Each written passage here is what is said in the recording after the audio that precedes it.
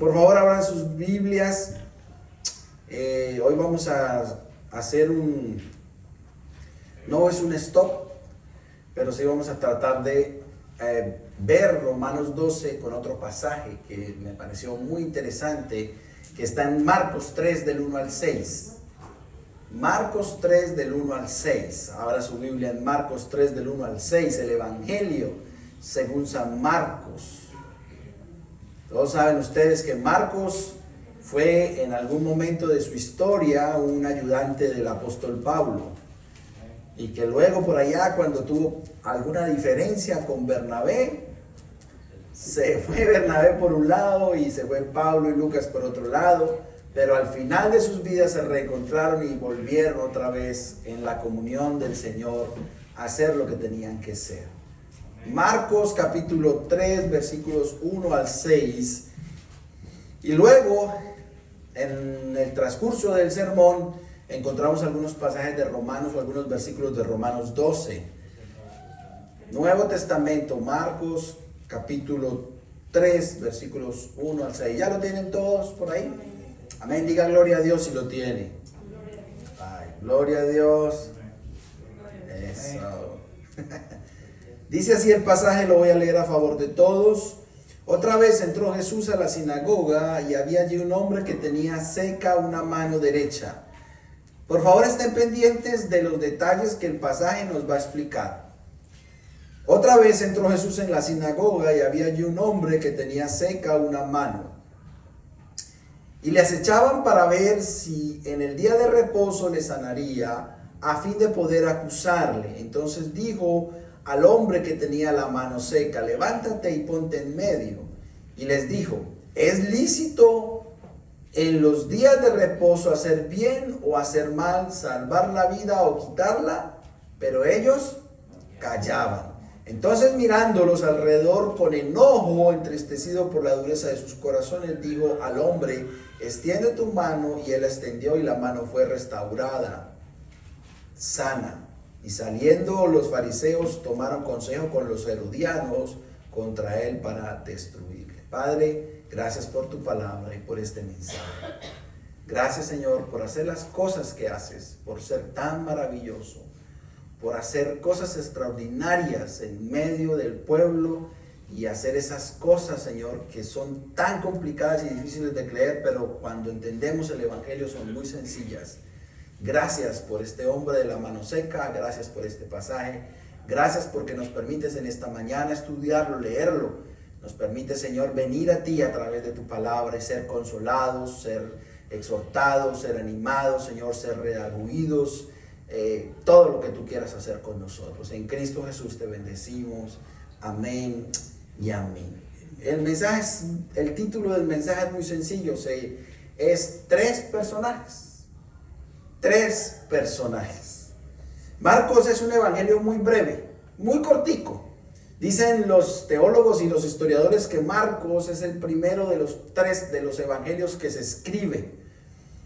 Pero Marcos, al ser tan breve, intenso y lleno de urgencia, es un evangelio que llama poderosamente la atención al lector y está escrito de esa forma, con esa intensidad, para que nosotros despertemos ante los hechos que el Señor hace y plasma ahí. Desde el primer versículo, Marcos declara que Jesús es el Cristo, el Hijo de Dios. Pero Marcos no solo nos dice quién es Jesús, nos muestra cómo la identidad de Jesús provoca respuestas inmediatas en aquellos que lo siguen o aquellos que lo vigilan o aquellos que lo rodean. Algunos le siguen, otros se asombran, otros son sanados y otros se sienten amenazados por él, se sienten perjudicados por él, se sienten movidos por él, se sienten amenazados, es la palabra que tendremos que decir. Marcos capítulo 3 del 1 al 6 viene después de una escalada de conflictos, de milagros, de problemas y de eventos que el historiador o que Marcos pone para que nosotros podamos entender este pasaje. Jesús perdona pecados, come con publicanos y pecadores, cuestiona las expectativas religiosas sobre el ayuno y declara que el Hijo del Hombre es Señor aún del día de reposo, lo cual era muy controversial y problemático para los sacerdotes, los fariseos y los saduceos, y las personas del siglo I, porque nadie había venido a cambiar la idea de que el sábado no era el día que ellos pensaban para descansar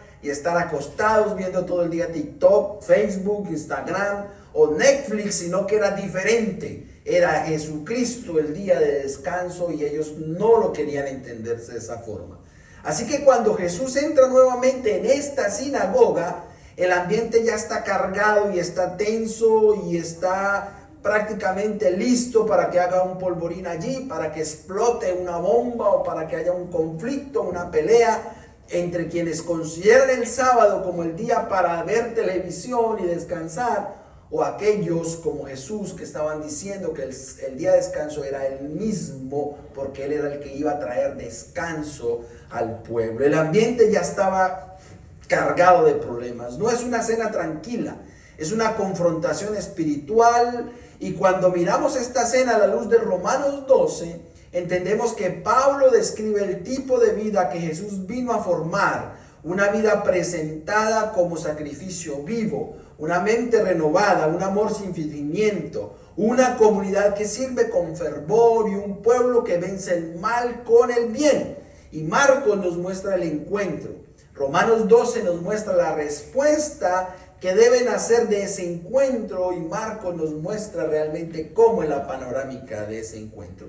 Como el sermón se llama Tres personajes, vamos a mostrar tres personajes en la Biblia y cómo cada personaje influye en lo que pasó en la sinagoga y posiblemente influye en lo que pasa hoy en día en la iglesia. El primer personaje es obviamente los fariseos. El primer personaje es obviamente los fariseos. Marcos dice que los fariseos estaban acechando a Jesús. No es la primera vez que los fariseos están detrás de Jesús mirando qué hace y qué no hace. Los fariseos estaban buscando la excusa para desaparecer a Jesús y matarlo. Y aquí aparecen como espías mirando qué hace para ellos ir a llevar el informe a sus cabezas o a sus líderes para encontrar la forma de destruir a Jesús. Marcos entonces es claro porque Marcos usa una palabra muy interesante y es acechaban a Jesús para ver si sanaría. ¿Cuándo? El sábado. No, el problema no era la sanidad, el problema era el día. ¿Cuándo se sanaba? A fin de poder acusarle, está diciendo el texto, con sus superiores. En el griego, la idea de acechar es observar es observar y tiene el sentido de vigilar cuidadosamente. ¿Han visto los espías en las películas cómo muchos de ellos tienen una grabadora o una cámara y toman apuntes de cómo está vestido el personaje, qué gafas usa, qué color de zapatos, el pelo, etcétera, etcétera? Eso es prácticamente lo que estos fariseos están haciendo con Jesús, buscando detalles para poder acusarlo. Lo vigilaban cuidadosamente, no para aprender de él o para entender que era el Mesías, sino para encontrar una falta. Y la palabra acusar apunta a presentar cargos contra alguien. A los investigadores o los fiscales que tienen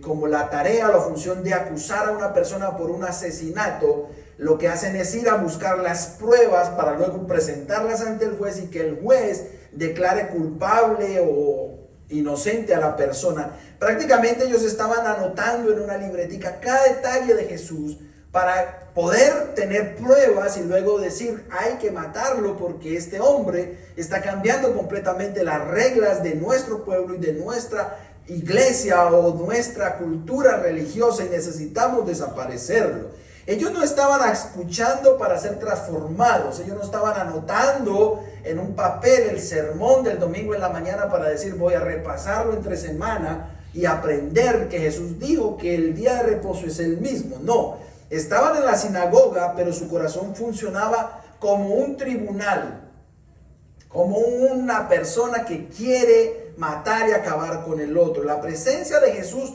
no despertó adoración en ellos, ni despertó el cambio que tenía que despertar en ellos, sino que despertó una sospecha. Los fariseos, para entender quiénes eran un grupo religioso celoso por la ley. Querían que Israel viviera en santidad y para evitar quebrantar los mandamientos que Moisés les había dado en Éxodo y en Deuteronomio, desarrollaron tradiciones adicionales como una cerca alrededor de la ley. Es decir, tenían la Torá en la mano, pero después de tener la Torá no era suficiente, sino que empezaron a escribir otras leyes y otras normas alrededor de la Torá, como el Talmud y cosas como esas, que querían introducir a la Torá para lograr la santidad. El problema no era amar la ley, la amaban. El problema era que la cerca que habían construido alrededor de la ley o de la Torá terminó ocupando el corazón que tenía que ocupar el Señor. Esas leyes extras terminaron ocupando las leyes que el Señor puso en el corazón. No sé si han visto ustedes algunas iglesias que le exigen a las hermanas de la iglesia que tienen que ponerse en un velo por encima. ¿O no han visto ustedes que algunas iglesias dicen que las hermanas no pueden maquillarse, que no pueden usar aritos, que tienen que ponerse faldas hasta abajo? Cosas como esas son las que estos personajes querían añadir a la ley para que la ley supuestamente, o este tipo de cosas supuestamente, trajeran santidad al corazón de las personas. El problema es que eso terminó ocupando el corazón de Dios y terminó quitando a Dios del corazón y poniendo reglas y religiosidad que no funcionaban para el pueblo, para las personas. En su deseo de proteger el sábado, terminaron viendo la misericordia como una amenaza. Terminaron viendo que todo lo que se hacía del sábado era un problema. Terminaron viendo que si aunque una persona se estuviera allí muriendo de un dolor de estómago, de cabeza, no la podían recoger de ahí, tenían que dejarla ahí, porque si la recogían ellos pensaban que estaban pecando.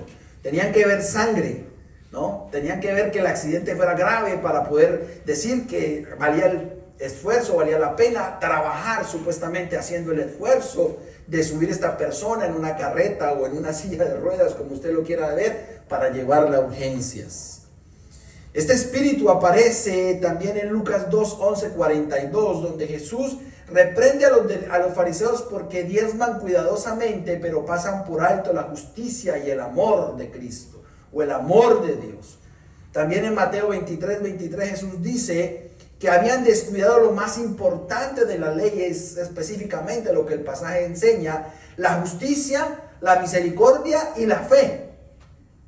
Para ponerse o para cumplir con boberías como no lavarse las manos o lavarse las manos antes de comer, que creían que eso contaminaba a las personas. Isaías 29:13 resume el peligro. Un pueblo puede honrar a Dios con los labios mientras su corazón está lejos de él. ¿Han escuchado ese pasaje?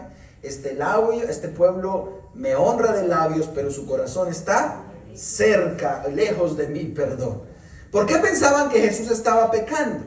Para ellos, sanar en sábado podría considerarse trabajo, como lo acabo de explicar, a menos que el peligro inmediato de muerte estuviera sobre la persona, a menos que ellos vieran que la persona estaba desangrándose y que estaba prácticamente en agonía. Ellos decían, bueno, vamos a salvarlo, pero quién sabe si estemos pecando. Para algunos era mejor dejarlo morir. Y entonces eso les alejaba del amor, de la justicia y de la misericordia.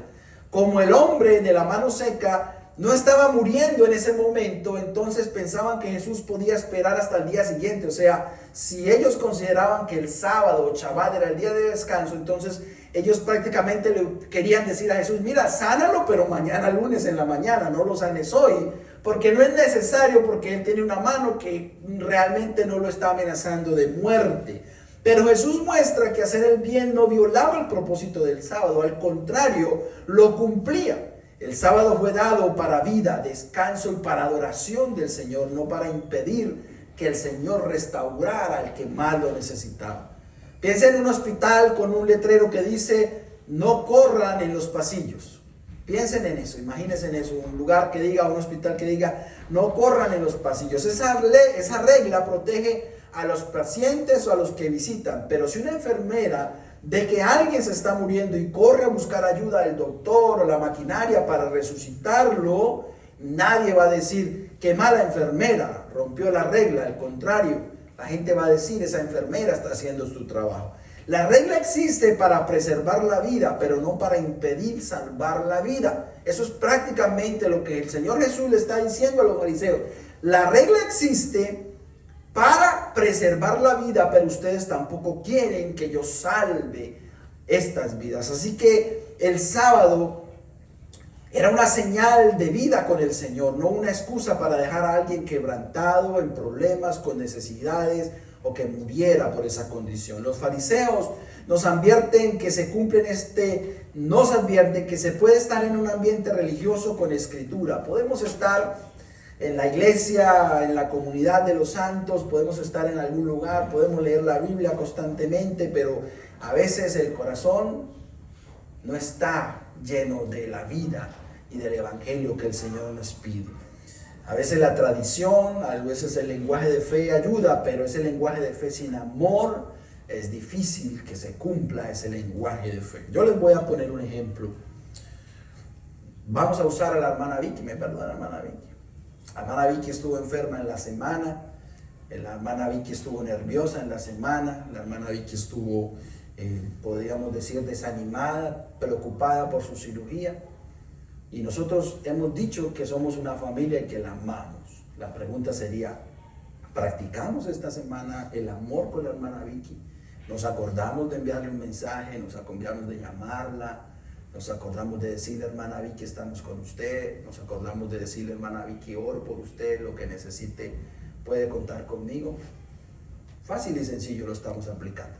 Es una hermana que necesita de nosotros, decimos que somos una iglesia de amor, decimos que somos una iglesia que nos duele el dolor del otro, pero en una situación tan sencilla como esta, ¿cierto? No vemos eso. ¿Cómo puedo yo decirlo? Puede que me equivoque yo, pero en los mensajes que les mandé a los hermanos entre semana, algunos ni me contestaron, otros solamente me pusieron un dedito así. ¿Sí? Entonces uno dice, yo lo interpreto de esa forma, o sea, la hermana y un dedito así no significa mucho. Pero si no me contestan el mensaje, yo digo, wow, ¿qué pasa? ¿Qué pasa? Puede que le hayan ustedes mandado los mensajes, y si sigo así, retiro lo dicho.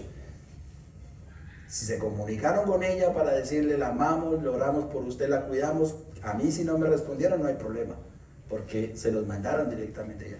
Fácil de ilustrar, eso es prácticamente lo que el pueblo fariseo, o los fariseos de la época de Jesús, querían hacer, ¿sí? Querían y se catalogaban como personas santas, cuidadosas de la ley, personas que cumplían la ley, pero cuando veían la necesidad de otro, el corazón estaba, ¿cómo? Muerto, duro, sin ningún problema. Romanos 12 dice que el amor sea sin fingimiento, ya lo hemos dicho varias veces. Por eso una mente renovada no solo piensa correctamente, ama correctamente. Una mente que ha sido renovada por el Evangelio, ama de la forma correctamente que el Evangelio nos enseña. Pues preguntémonos, ¿nos encontramos a Dios o nos acercamos a Dios para encontrar fallas o para encontrar a Cristo? ¿Venimos a la iglesia buscando las fallas de los demás o venimos a la iglesia buscando a Cristo? ¿Sí? Lo podemos aplicar de esa forma. Nos molesta más que alguien rompa una costumbre o que alguien esté sufriendo solo, pasando necesidades solo. ¿Defendemos el orden con un corazón lleno de misericordia o usamos el orden como una excusa para no amar al otro? Para no amar al otro. Segundo personaje. Obviamente, ¿quién es? El hombre de la mano seca. Es el personaje que está ahí. Hay tres personajes principales, ¿cierto? Como yo les he enseñado muchas veces. Fariseos, ahora pasamos al hombre de la mano seca. Marcos no solo nos dice que el hombre tenía una mano seca. En el griego, la expresión describe una mano marchita. A ver, ¿cómo lo ilustro? Voy a tratar de hacerlo. ¿Así? ¿Han visto una mano así? Vamos a tratar de hacerlo, ¿verdad? Tratar de predicar el resto o este pasaje con mi mano así. No se trata simplemente de una molestia, es una condición que limita, reduce y marca públicamente a las personas. Marcos no nos da el nombre de este personaje, pero sí nos muestra su necesidad. Si este hombre tenía la mano derecha seca, era un conflicto grandísimo porque la mano derecha es usada para todas las cosas que usted se pueda imaginar. Con esta mano usted firma los cheques, con esta mano usted mueve la palanca del carro, pero con esta mano usted saluda a otra persona, con esta mano usted se puede limpiar la cara, con esta mano es usada para escribir. Y en el contexto del siglo I, la mano derecha era muy importante porque con la mano izquierda, que es esta, las personas iban a hacer sus necesidades, y como no había papel higiénico, papel toile como nosotros tenemos ahora, usaban esta mano para hacer su limpieza y luego se lavaban con agua. Entonces la mano para ellos era considerada una mano sucia, porque con esta mano hacían, ya me entienden, sin necesidad del papel, no había papel, entonces esta mano era sucia. Por eso Jesús dice que si alguien te pega la mejilla izquierda, ponle la otra, porque cuando usted le pegan con esta mano, con la derecha le pone con esta mejilla, pero la mano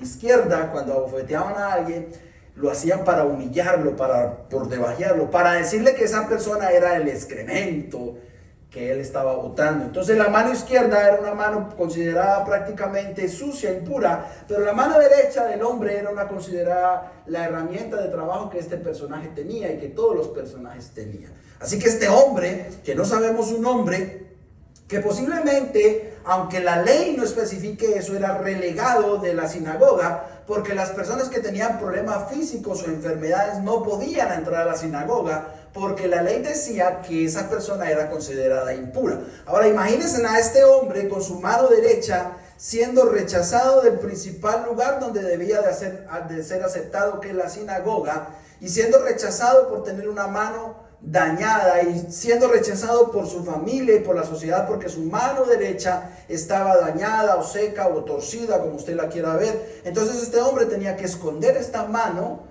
y entrar a la sinagoga con la mano escondida para que nadie lo viera. Si alguien lo saludaba, posiblemente le daba sobre el puñito y le decía, hola, ¿cómo estás? Y no más. O no contestaba el saludo, o se hacía en la parte trasera, o se escondía para que nadie lo viera que estaba en la sinagoga con su mano dañada o con su mano rota. Cualquiera de nosotros puede ser este hombre que está en este lugar correcto, pero con algo seco dentro de su corazón.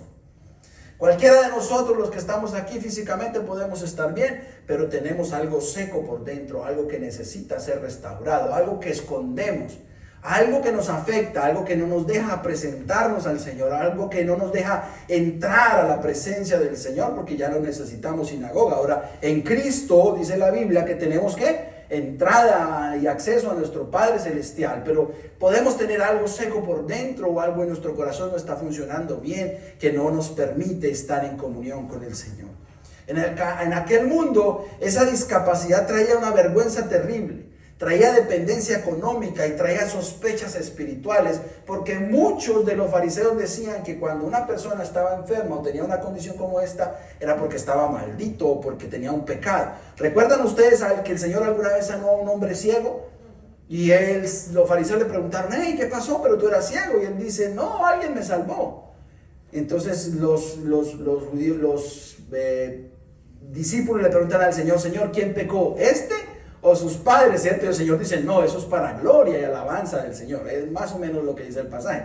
Pero la cultura decía que si usted tenía una condición como esta, era porque estaba pagando el pecado suyo, el pecado de sus padres. Entonces este hombre con la mano seca no quería que nadie lo viera, porque la gente podía sospechar que estaba cometiendo un pecado o era el resultado del pecado de sus padres. Entonces su situación espiritual y su situación financiera y la situación con sus amigos y con las personas era difícil. Y si esa mano era su mano de trabajo, su sustento también estaba afectado. Además, textos como Levítico 21 restringían a sacerdotes con defectos físicos de entrar al altar para ofrecer sacrificios. Este pasaje habla específicamente del servicio sacerdotal, Levítico, y no que toda persona con discapacidad quedara excluida de la oración. Pero aún así, nos ayuda a ver las barreras religiosas que habían en las personas de la iglesia. Ahora, Romano nos habla claramente que el pueblo griego y judío tenían muchos problemas y muchas limitaciones. ¿Se imaginan nosotros aquí rechazar a alguien porque tenga la mano seca o porque tenga alguna enfermedad o porque tenga algún problema físico? ¿Cómo nos pone eso ante los ojos del Señor? Este punto, hermano, está conectado exclusivamente con lo que leímos esta mañana en Salmos 34, 18. Cercano está Jehová a los quebrantados de corazón, porque lógicamente cuando usted tiene seco algo, usted está quebrantado de corazón. No me puede decir que está feliz cuando usted tiene seco algo, y más una parte tan vital de su cuerpo que le permite trabajar.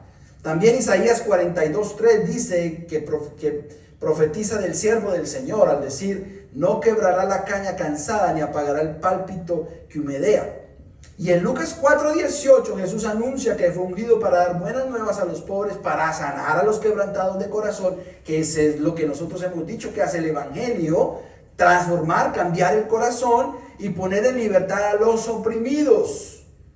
El hombre de la mano seca no es una interrupción para Jesús. Jesús tenía planeado que el hombre de la mano seca asistiera a la sinagoga ese día, a esa hora, y que los fariseos también estuvieran, porque Jesús necesitaba darle una lección a todo el mundo y también a nosotros en esta mañana. Es precisamente este tipo de personas que Jesús viene a restaurar. Es precisamente personas con algo seco en su corazón, con algo que no funciona. Es lo que el Padre hace a través de Jesucristo: restaurar a las personas para que podamos estar en adoración con el Señor. ¿Y por qué esto importa? Porque muchas personas pueden estar presentes en espacios de adoración, en iglesias, en cultos, en ayunos, y aún así sentirse secos por dentro. Aún así estar alejados del Señor por dentro. Pueden cantar, saludar, sentarse, pueden escuchar la palabra, pero cargar una mano seca, una herida, una culpa, una pérdida, un servicio apagado, una oración que no es eficaz al Señor, una fe que está cansada. Y yo estoy seguro que en toda comunidad hay personas así. Algunos heridos se van, otros se esconden, como el hombre de la mano seca, se camuflan en medio de las personas que están ahí, para que nadie sienta su dolor y vea su dolor, pero están ahí. Es posible presentarse bien por fuera y tener un corazón marchito por dentro. Como una planta, ustedes que conocen más de plantas que yo. Las plantas puestas junto a la ventana reciben la luz por fuera, pero están secas por dentro. ¿Han visto las plantas así? Yo en la casa tenemos una matita así pequeñita que cuando le meto el dedo así a ver qué agua tiene, eso está por dentro seco. Las hojitas medio verdes, pero por dentro están secas. Así puede estar el alma y el corazón de muchos de nosotros. Estamos cerca de la música, cerca de la predicación, cerca de la comunidad, pero necesitamos la voz de Cristo para que nos anime y para que quite la sequedad de nuestro corazón. El llamado de Jesús al hombre fue: levántate y ponte en medio. Es muy curioso eso, hermanos. Cuando uno lee la Biblia tiene que ponerle cuidado a los detalles, porque es extremadamente curioso que Jesús lo llame a ponerse en la mitad. Hermanos, con la vergüenza que ese hombre podía estar sentado en algún rincón de esa sinagoga con su mano seca y con su problema espiritual, su problema de personalidad, con su problema de todo lo que usted se imagine, Dios y Jesús le dice: ponte en la mitad. Es curiosísimo eso, ¿sí? Jesús no lo llama para avergonzarlo, sino para restaurarlo. A veces Cristo nos llama al centro, y Cristo nos llama todos los domingos y todo el tiempo que leemos su palabra, no para avergonzarnos, sino para restaurarnos. Y Romanos 12 dice que presentemos nuestros cuerpos como sacrificio vivo. Esto incluye nuestras manos secas, nuestras áreas débiles, nuestras partes quebrantadas. Y hermano, la sanidad espiritual empieza cuando dejamos de esconder lo que Jesús quiere que nosotros le entreguemos. Y cuando Jesús quiere que nosotros le entreguemos una área de nuestra vida, va a ser insistente totalmente. Nos va a estar llamando todo el tiempo a pararnos en el centro, porque Cristo quiere restaurarnos y quiere que nosotros tengamos paz, tranquilidad y seamos diferentes. Tercer personaje para ir acabando. Lógicamente es ¿quién?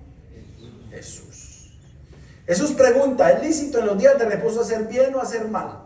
¿Salvar la vida o quitarla? Jesús es totalmente fuerte con lo que les está diciendo y con lo que les está preguntando. Los confronta porque como ellos conocían la ley y sabían la ley, las preguntas que Jesús les hace son directas al corazón, a la mente, a la inteligencia. ¿Es lícito en los días de reposo hacer bien o hacer mal? ¿Salvar la vida o quitarla? En griego, hermano, la pregunta es más fuerte todavía porque contrasta dos caminos: el de hacer el bien, hacer el mal, el de hacer el bien o hacer daño, salvar la vida o destruirla. Eso es lo que el Señor quiere y muestra a través de la pregunta.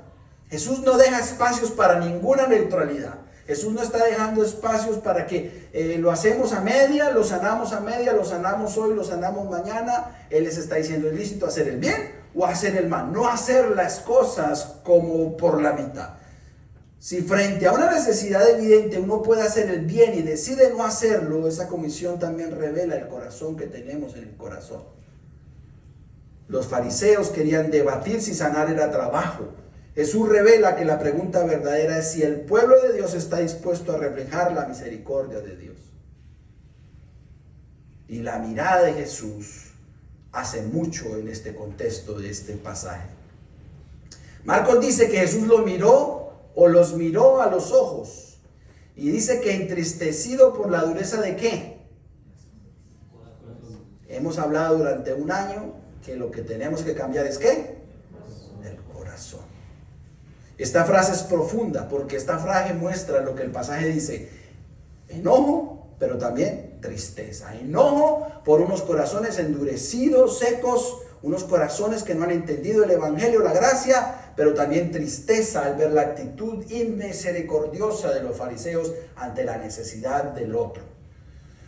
Jesús no se enoja por orgullo o porque está herido su corazón lleno de orgullo. Jesús se duele porque la misericordia de Dios está siendo resistida precisamente en el lugar donde debe ser celebrada. ¿Y dónde tiene que ser celebrada más la misericordia del Señor?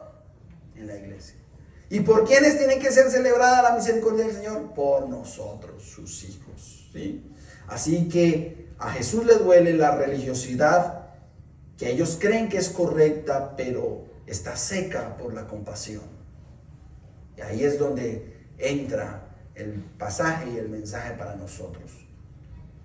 Debemos de tener un corazón vivo y compasivo todo el tiempo.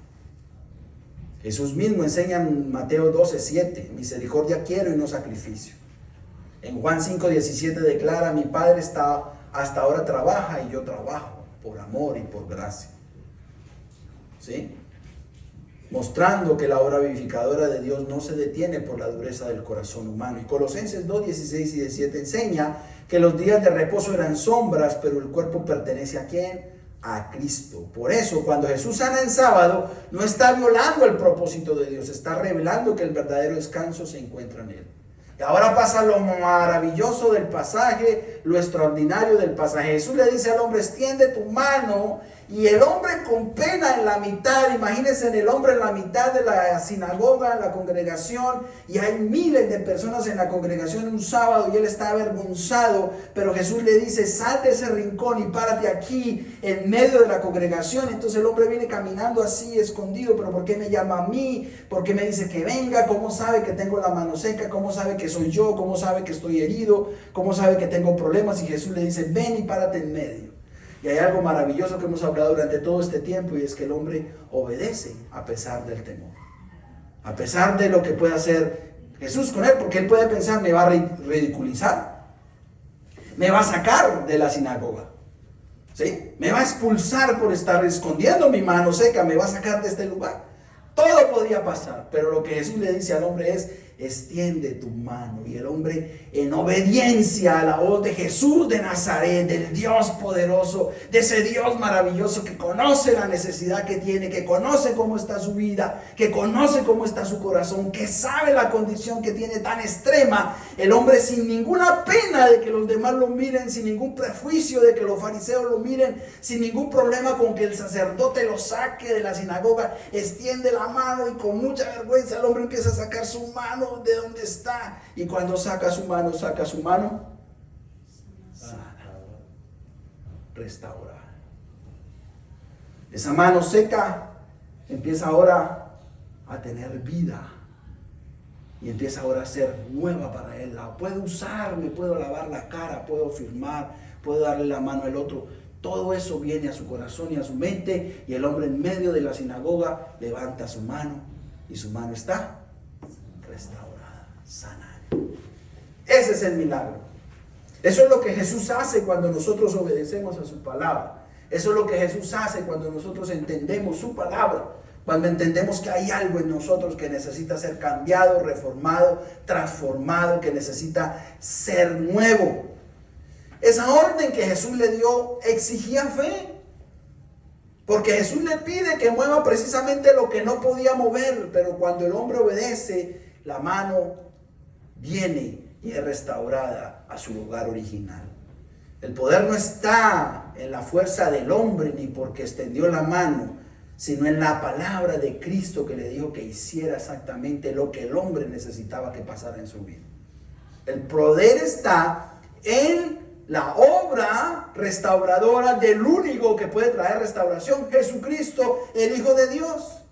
La fe no consiste en negar la sequedad, hermano. Si usted está seco, tiene algún problema, hermano, expréselo. Y no por eso usted va a ser juzgado o usted por eso va a perder la fe.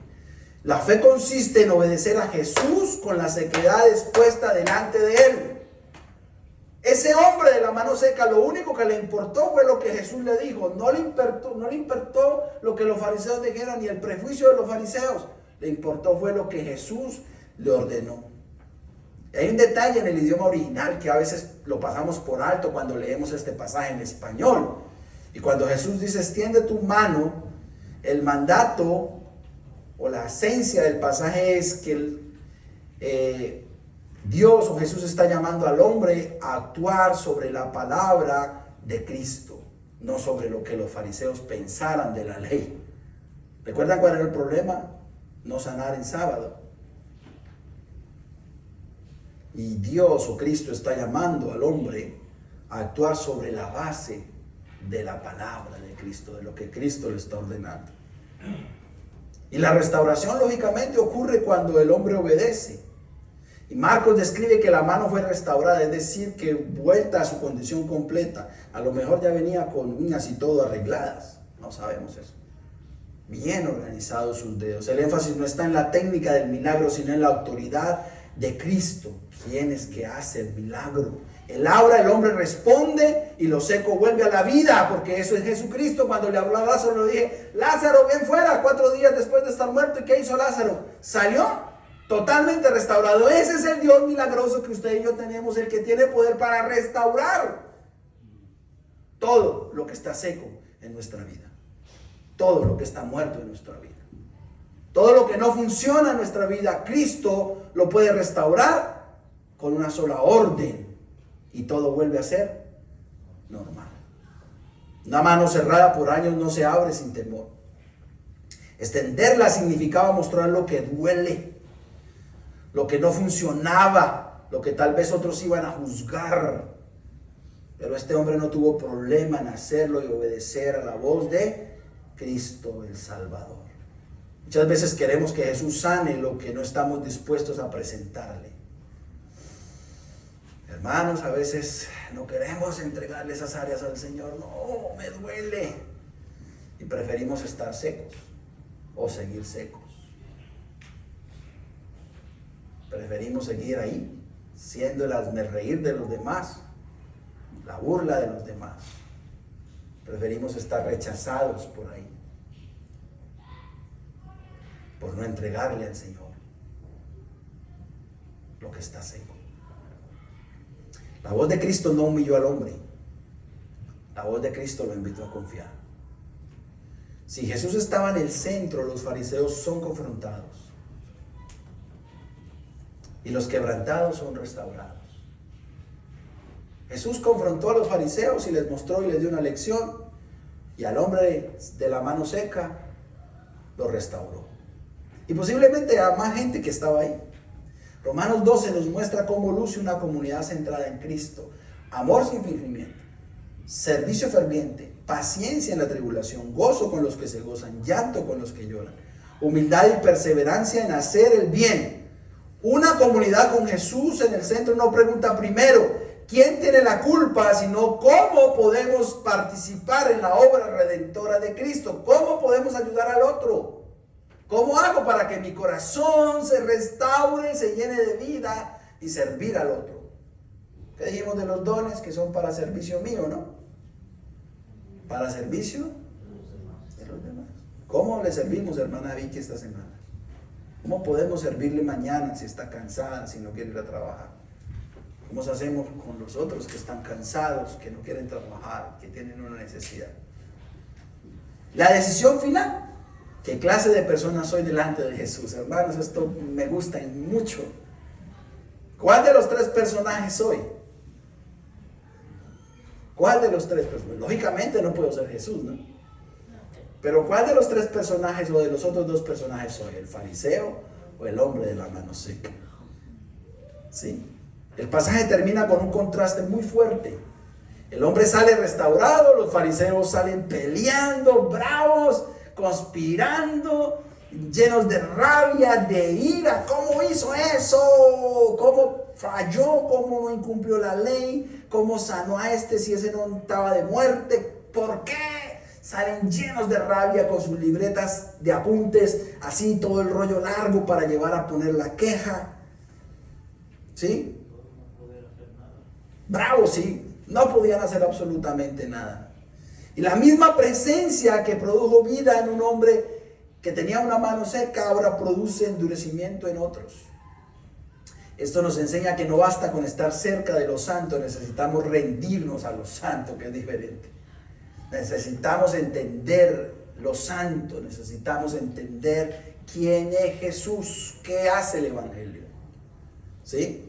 No basta con estar en la sinagoga, necesitamos que Cristo gobierne el corazón, que cambie el corazón, que transforme el corazón. Eso nos va a costar mucho tiempo, eso no es de un día para otro, nos va a costar mucho tiempo. Pero si lo empezamos a hacer, llegará el momento en que estamos totalmente transformados por el Señor. Y ahora Romanos 12 nos llama a responder de manera completa. Porque Romanos 12, como hemos dicho muchas veces ya, nos llama a presentar el cuerpo en un sacrificio vivo, ¿cierto? Nos llama a renovar la mente, transformados, ¿cierto? En vuestra manera de pensar. Nos llama a amar sin fingimiento, no amar por obligación o por compromiso. Nos llama a vencer el mal con el bien, como lo hicimos en el mensaje de la semana pasada. Y esto significa que el fariseo en nosotros debe arrepentirse. El fariseo en nosotros debe arrepentirse. Y la mano seca en nosotros debe extenderse. Debe sacarse. Y Jesús entonces debe ocupar el centro. Porque cuando el fariseo sale y la mano seca sale, queda un vacío y tiene que ser lleno ¿por quién? Por Jesús. El único que tiene que estar ahí. Solo así dejamos de vivir una vida aparentemente llena de religiosidad y somos formados como una comunidad de fe que transforma y que es vista afuera como una comunidad que entiende el Evangelio. Concluyamos para irnos a la casa. El hombre llegó a la sinagoga con una mano seca, sin expectativas de nada, como posiblemente lo hacía cada sábado o cada vez que había culto de ayuno y oración, de milagros, lo que fuera. Él llegó ahí sin saber qué podía pasar, pero salió restaurado por la palabra de Jesús, el que menos pensaba que le iba a tocar algo de la gracia de Cristo, ¿no? Es el que más le toca y el más favorecido. Los fariseos llegaron con una religión rígida, buscando un culpable a quien acusar, cómo destruir, cómo mandar o cómo matar, pero salieron más endurecidos porque no quisieron rendir el corazón a Cristo. No quisieron ver a Jesús sentado allí haciendo un milagro. La diferencia no estuvo en la cercanía física a Jesús, sino en la disposición del corazón, que es diferente. Los otros cerraron el corazón, los fariseos cerraron su corazón ante cualquier milagro, porque ante un milagro de esos, lo que tenían que haber hecho los fariseos era postrarse a los pies de Cristo, rendirse a los pies de Cristo y pedir perdón. Y constantemente nos pasa eso en la iglesia. Escuchamos unos sermones donde nos llaman a entregarlo todo a Cristo, a rendirnos a Cristo, y salimos por esa puerta como si nada hubiera pasado. Salimos por la puerta diciendo, ¿a qué lo trajimos? ¿Para qué lo contratamos? Hoy el Señor nos llama a presentar nuestra vida completa como sacrificio vivo.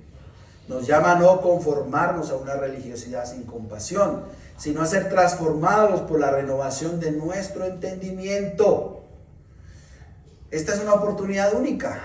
Posiblemente mañana no la tengamos, de escuchar el Evangelio y de entender que Jesucristo nos llama a ser renovados completamente. Nos llama a extender delante de nuestras manos secas y recibir su gracia y recibir la misericordia y recibir la restauración que Él nos da.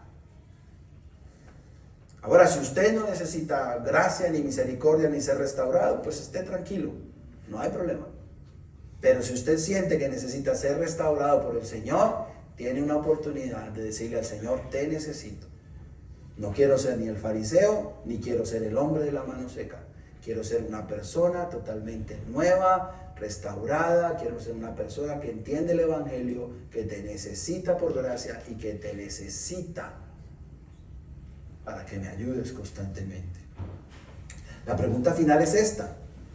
¿Qué haremos con lo seco que hay en nosotros? ¿Lo esconderemos por vergüenza? ¿Lo defenderemos por costumbre? ¿Lo dejaremos para después porque pensamos que Jesús puede esperar hasta el otro día de reposo? ¿O lo extenderemos ante Él en obediencia y fe y le diremos, Señor, aquí está mi corazón seco. Necesito que le des vida y vida en abundancia? Romanos 12 nos llama a una respuesta completa. Romanos 12 es más fuerte todavía, porque Romanos 12 nos llama, vuelvo otra vez a repetir, a presentar el cuerpo, renovar la mente, amar sin fingimiento, servir con fervor, llorar con los que lloran, vencer el mal con el bien. Ese es el fruto de una mano restaurada, de un corazón restaurado. Eso es lo que hace Romanos 12, mostrarnos el fruto de ese encuentro con Jesús, de la forma en que nosotros vimos a Jesús, como fariseos o como el hombre de la mano seca. No queremos manos ocupadas, pero corazones secos tampoco. Queremos una vida rendida a Cristo, llena de misericordia, una vida en adoración y lista para hacer el bien. Hermanos, que el Señor nos ayude, nos dé manos restauradas y corazones renovados, que nuestra adoración sea viva, nuestro amor sincero y nuestro servicio constante. Y que como iglesia no seamos vencidos por el mal, sino que venzamos el mal con el bien, que tengamos un corazón renovado, restaurado y que no tengamos nada seco en él. Oremos. Y como siempre hago la invitación de que si usted quiere decirle al Señor Jesús, hoy necesito que me restaures, hágalo. Póngase sobre sus pies, levante la mano, arrodíllese. Lo que usted quiera hacer está bienvenido. Los demás vamos a estar orando. Cierren sus ojos, por favor, incline su rostro. Y si usted siente que necesita ser restaurado por el Señor, hágalo. Sin vergüenza. El hombre de la mano seca no tuvo pena. Y era para él más difícil que para nosotros, porque era una estigmatización más grande. Levante su mano si quiere, dígale al Señor, te necesito en mi vida como Señor y Salvador personal. Te necesito para que me perdones y para que me llanes de tu presencia. Padre, aquí estamos. Señor, hemos decidido entregar nuestra vida a ti, nuestro corazón a ti, Señor. Bendice a estos dos hombres que se ponen de pie, al igual que yo. Porque yo te necesito mucho, Señor. El que más te necesita soy yo, Señor. Todo el día te pido que llenes mi corazón.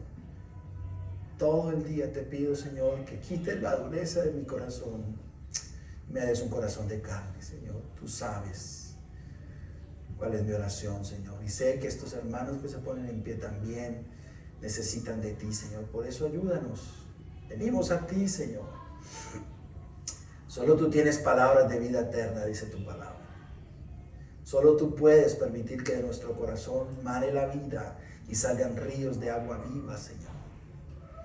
Hoy venimos a poner nuestra sequedad o nuestro fariseísmo o nuestra religión para que la destruyas, para que saques todo eso que te estorba y te entrones ahí, Señor, en nuestro corazón.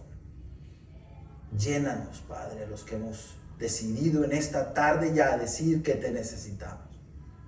Sánanos, Señor, espiritualmente, sánanos, sálvanos.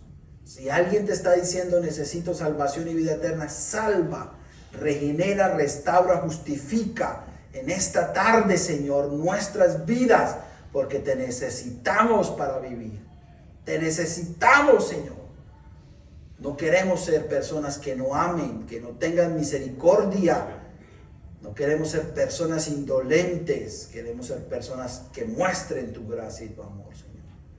Por eso bendícenos a los que nos hemos parado, Señor, y hemos decidido entregar nuestra sequedad sin temor a que nos juzguen y sin temor a que nos vean con vergüenza.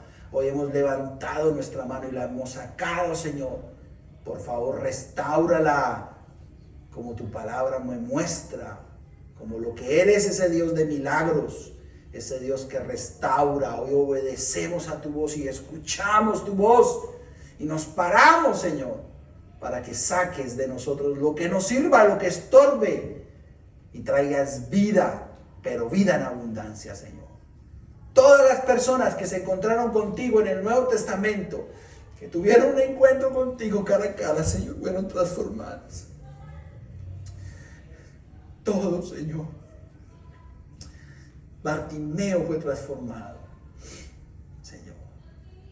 Los apóstoles, cuando te vieron cara a cara, fueron transformados. La mujer samaritana fue transformada cuando tuvo un encuentro contigo. Yo quiero tener un encuentro contigo todo el tiempo. Señor, queremos tener un encuentro contigo todo el tiempo. Porque en la medida que nos encontramos contigo, Señor, seremos diferentes. Tendremos una vida diferente, Padre. Gracias, Señor, en Cristo Jesús.